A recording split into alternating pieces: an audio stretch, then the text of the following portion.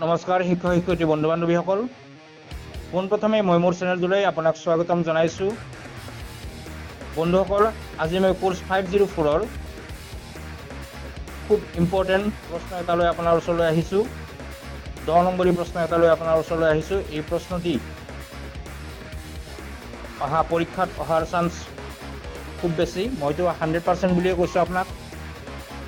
গতিকে আপুনি এই ভিডিঅ'টি শেষলৈ চাই থাকিব আৰু এই ভিডিঅ'টিৰ মানে যিটো প্ৰশ্নটিৰ উত্তৰ আপুনি আয়ত্ত কৰিবলৈ চেষ্টা কৰিব। বন্ধুসকল, মই ইতিমধ্যে কোৰ্চ 504ৰ প্ৰায় 10টা ভিডিঅ' আপোনালোকৰ ওচৰত এৰি দিছোঁ। আপুনি যদি এই 10টা ভিডিঅ' এতিয়ালৈকে চোৱা নাই তেতিয়াহ'লে আপুনি চাই ল'ব। আৰু লগতে বন্ধুসকল, আপুনি যদি এই চেনেলটোলৈ প্ৰথমবাৰৰ বাবে আহিছে তেতিয়াহ'লে মোৰ এই চেনেলটো আপুনি এতিয়াই ছাবস্ক্ৰাইব কৰি লওক। কিয়নো বন্ধুসকল, NIOS DLEDৰ এই 2 বছৰীয়া পাঠ্যক্ৰমৰ ইতিমধ্যে আমাৰ এবছৰ শেষ হ'ল যদিও মাত্ৰ এটাহে ছেমিষ্টাৰ গৈছে, বাকী আৰু 3টা ছেমিষ্টাৰ এতিয়ালৈ বাকী আছে। এই 3টা ছেমিষ্টাৰৰে ধুনীয়া মানে ছিলেক্টেবল প্ৰশ্নসমূহ লৈ উন্নত মানদণ্ডৰ উত্তৰৰ সৈতে মই আপোনাৰ ওচৰলৈ এই গোটেই বছৰ জুৰি আহিয়ে থাকিম। সেয়েহে কৈছোঁ, আপুনি এই চেনেলটো যদি এতিয়ালৈকে ছাবস্ক্ৰাইব কৰা নাই তেতিয়াহ'লে ছাবস্ক্ৰাইব কৰি লওক। লগতে বন্ধুসকল, মোৰ এই ভিডিঅ'টি আপুনি লাইক কৰিব, কমেণ্ট কৰিব কেনে পালে, আৰু যিমান পাৰে শ্বেয়াৰ কৰিব, কাৰণ অসমৰ যাতে গোটেইবোৰ শিক্ষক শিক্ষয়িত্ৰী বন্ধু বান্ধৱী মোৰ এই ভিডিঅ'টোৰ জৰিয়তে উপকৃত হয়, আপোনালোকৰ বন্ধুসকল যাতে উপকৃত হয় তালৈ লক্ষ্য ৰাখি আপোনালোকে শ্বেয়াৰ কৰক। আহক এতিয়া আমি আলোচনা কৰোঁ। যদি A/B = C/D হয়, তেন্তে প্ৰমাণ কৰা যে AC - 2B² B = C² - 2BD/D। বিশ্লেষণ পদ্ধতি এনালাইটিক মেথড আৰু সংশ্লেষণ পদ্ধতি সিন্থেটিক মেথড, এই 2টা পদ্ধতিৰ সহায়ত আমাক সমাধান কৰিব দিছে। বন্ধুসকল, পৰীক্ষাত 2টাৰ এটা পদ্ধতি আহিব পাৰে, 2টা পদ্ধতি আহিব পাৰে। গতিকে আপুনি আমি সকলোৱে জনাটো দৰকাৰ যে 2টা পদ্ধতি জনা দৰকাৰ, কোনটো আহে মানে অহাৰটো সম্পূৰ্ণ চান্স আছে। গতিকে 2টা পদ্ধতি আমি আজি ভালদৰে আলোচনা কৰিম। আহক এতিয়া আমি বিশ্লেষণ পদ্ধতিৰ সহায়ত সমাধান কৰিবলৈ চেষ্টা কৰোঁ। বিশ্লেষণ পদ্ধতিত সমাধান কৰাৰ আগতে আমি বিশ্লেষণ পদ্ধতি কি এই বিষয়ে অলপ জানো। বিশ্লেষণ পদ্ধতিত আমি কোনো এটা নজনা সমস্যাক তাৰ সৰল অংশবোৰলৈ ভাঙি এইবোৰক পুনৰ সংযুক্ত কৰি সমাধান উলিওৱাৰ প্ৰয়াস কৰা হয়। ই এক উচ্চ পৰ্যায়ৰ দক্ষতা। উদাহৰণসমূহ বিশ্লেষণ কৰি নিৰ্দিষ্ট সূত্ৰৰ বিষয়ে সাম্যক জ্ঞান লাভ কৰা হয়। বিশ্লেষণ পদ্ধতিৰ প্ৰকৃতি হ'ল যে সিদ্ধান্তৰ পৰা অনুমানলৈ আগবঢ়া, নজনা কথাৰ পৰা জনা কথালৈ আগবঢ়া। বিশ্লেষণাত্মক উক্তিবোৰক সমস্যাৰ প্ৰমাণিত উক্তি হিচাপে বিবেচনা কৰা নহয়, বৰঞ্চ কোনো প্ৰমাণ আৱিষ্কাৰ কৰাৰ বাবে এই বিশ্লেষণক মাধ্যম হিচাপেহে গণ্য কৰা হয়। আহক এতিয়া এই বিশ্লেষণ পদ্ধতিৰ সহায়ত আমি সমস্যাটো সমাধান কৰোঁ।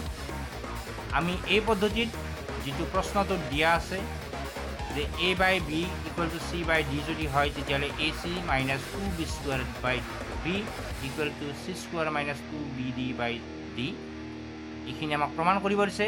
কিন্তু বিশ্লেষণ পদ্ধতিত আমি উল্টা দিশতেহে যাম।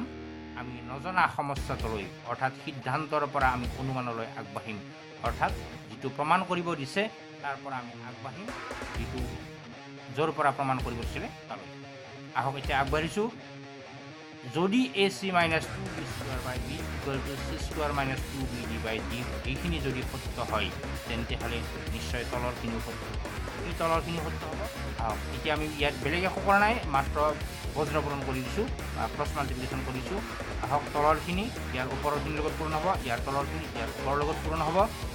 তো ডিৰে AC পূৰণ কৰিলে হ'ব D × AC - 2B² আৰু ইফালে হ'ব B × AC² - 2BD।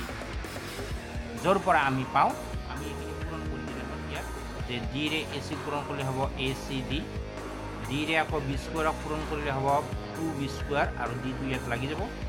তাৰপিছত হওক বি ইনটু চি স্কুৱাৰ পূৰণ কৰিলে হ'ব বি চি স্কুৱাৰ, ডিৰে 2d পূৰণ কৰিলে হ'ব বি ইনটু বিৰ লগত পূৰণ হ'ব 2b স্কুৱাৰ হ'ব, মানে হ'ব -2b স্কুৱাৰ ডি হ'ল।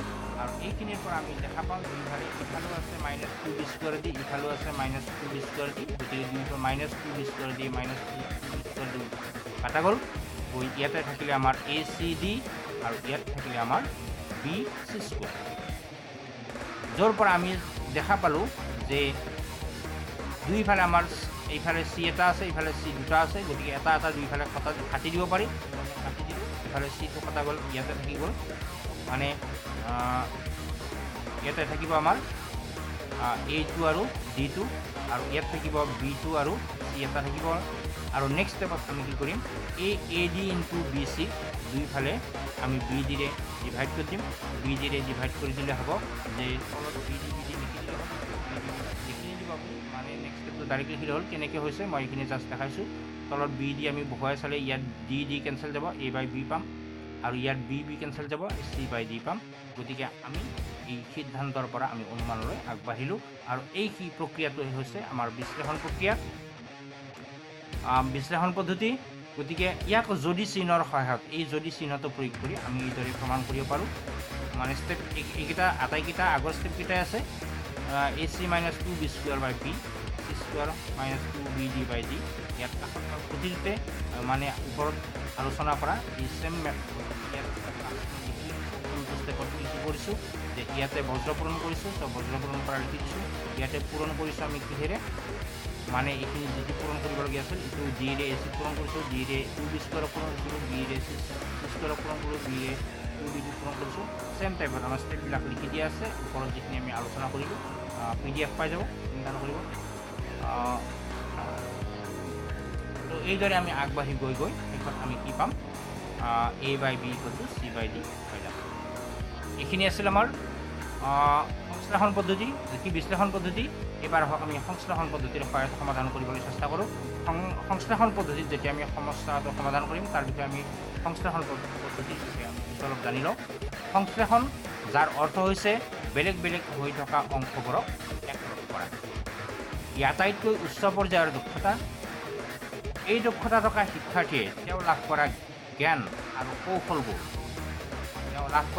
আৰু কৌশলবোৰ চালি জাৰি চাই তাৰ পৰা নতুন জ্ঞানৰ উন্মেষ ঘটাব পাৰি।